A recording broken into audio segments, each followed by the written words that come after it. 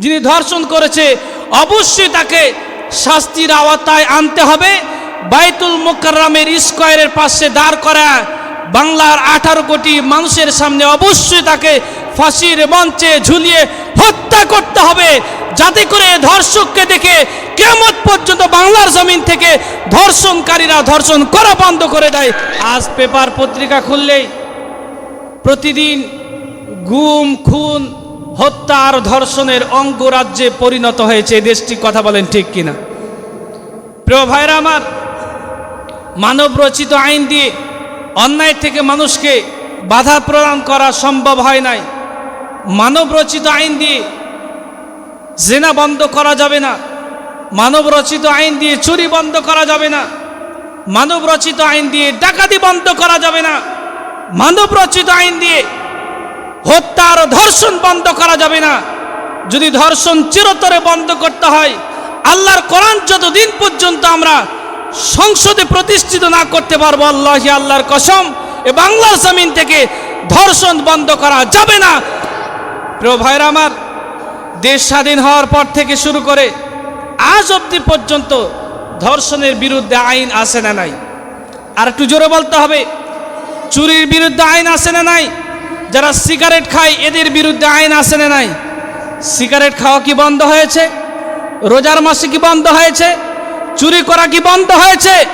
অথচ সংসদে চুরির বিরুদ্ধে আইন আছে না নাই? সংবিধানে চুরির বিরুদ্ধে আইন আছে না নাই? যারা সংবিধান লিপিবদ্ধ করেছে ওরাই সবচেয়ে বড় চোর। কথা বলে ঠিক কিনা মুসলমান? ওরা অফিসের চেয়ারে বসে গরিব অসহায় মানুষের হাজার কোটি টাকা চুরি করেছে। কথা বলতে চাই মসজিদের স্যান্ডেল চোর, পেঁয়াজ চোর, আলু চোর, ডাব চোরের কথা। এদেশে কি ডাব চুরি হয় না? বলেন, চুরি হয় না? আর আমার গাছের ডাব কত বাজে চুরি হয়েছে আল্লাহ ভালো জানে। আমি হুজুর মানুষ, আমারও গাছের ডাব চুরি হয়ে গেছে। এ সমস্ত ছোটখাটো চোরের হাত কাটার কথা আল্লাহ পাক কোরআনের ভিতরে বলেন না। আল্লাহ বলছেন ওয়াসারিকু ওয়াসারিকাতু ফাকতাউ আইদিয়াহুমা জাযাআম বিমা কাসাবা নাকালাম মিনাল্লাহ। যারা চুরি করবে, প্রভাবশালী চোর, ছোটখাটো যারা ছুতকে চোর, আমাদের সমাজে যেটা বলে ছুতকে চোর, এ সমস্ত চোরেরা যদি ধরা পড়ে 2-4 বাড়ি দিবেন, তার যে অভাবটা আছে অভাবটা পূরণ করে দিবেন, সে আর কখনো চুরি করতে আসবে না। কিন্তু সরকারি চেয়ারে বসে গরিব মানুষের প্রতি অপবাদ দিতেছ। সরকারি চেয়ার থেকে নেমে এসে আমার এই চৈতন্যপুরের গরিব অসহায় কৃষক মানুষের সাথে একদিন জমিতে কামলা দাও, ধান লাগাতে যাও, তাহলে বুঝবে বেটা বেয়াদব 500 টাকা ইনকাম করা কত কষ্ট। কথা বলেন ঠিক কিনা? সরকারি চেয়ারে বসে ফাইল আটকায় হাজার কোটি টাকা আত্মসাৎ যারা করে, আল্লাহ বলছে ওরাই চিহ্নিত চোর। এ সমস্ত চোরদের হাত যদি কেটে দেওয়া হয়, আল্লাহ কসম বাংলার জমিন থেকে সারা জীবনের জন্য চুরি বন্ধ হয়ে যাবে। কথা বলেন ঠিক কিনা? এবার আসে জিনার কথা। আল্লাহ বলছেন লা তাকরাবুজ জিনা, তোমরা জিনার ধারের কাছেও যেও না। আমাদের যে বোনটি ধর্ষণের শিকার হয়েছে, 8 বছরের শিশু, তার কান্নায়, তার মায়ের কান্নায়, তার বোনের কান্নায়, ভাইয়ের কান্নায়, এলাকার মানুষের কান্নায় আকাশ বাতাস ভারী হয়েছে।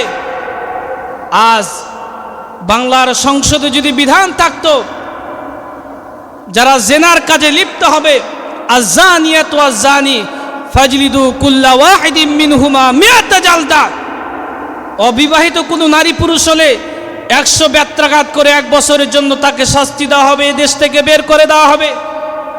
আর কোনো বিবাহিত লম্পট নারী পুরুষ যদি জেনার কাজে লিপ্ত হয়, তাহলে বাঁচার তার জন্য কোনো অপশন নাই। যে ধর্ষণকারী ধর্ষণ করেছে উনি আবার শ্বশুর হয়। কি হয়? শ্বশুর হয়। কেমনে পারে? জাহিলিয়াতের যুগকে আমরা হার মানিয়েছি। একজন বউয়ের বোনকে কেমনে ধর্ষণ করতে পারে? 92% মুসলমান রয়েছে, সব আছে বাংলার জমিনে, কিন্তু বাংলার সংসদে আল্লাহর কোরআন প্রতিষ্ঠিত নেই বলেই তো ধর্ষক 8 বছরের একজন আমার বোনকে ধর্ষণের সুযোগ পেয়েছে। কথা বলেন ঠিক কিনা? আমি গভর্নমেন্টকে বলতে চাই, আল্লাহর কোরআন যেভাবে বলেছে, আমি বলতে চাই যিনি ধর্ষণ করেছে, যে ধর্ষক শ্বশুর হোক আর জামাই হোক, যিনি ধর্ষণ করেছে অবশ্যই তাকে শাস্তির আওতায় আনতে হবে। বাইতুল মুকাররমের স্কয়ারের পাশে দাঁড় করা বাংলার 18 কোটি মানুষের সামনে অবশ্যই তাকে ফাঁসির মঞ্চে ঝুলিয়ে হত্যা করতে হবে, যাতে করে ধর্ষককে দেখে কিয়ামত পর্যন্ত বাংলার জমিন থেকে ধর্ষণকারীরা ধর্ষণ করা বন্ধ করে দেয়। কথা বলে ঠিক কিনা মুসলমান? তারা কারা কারা একবার দুহাত তুলে আল্লাহকে দেখান, একটু দেখান তো দেখি। লিল্লাহি তাকবীর। যিনি ধর্ষণ করেছে, একজন ধর্ষককে যদি এভাবে শাস্তি দেওয়া হয়, আর কোনো বোন কি ধর্ষণের শিকার হবে ভাই?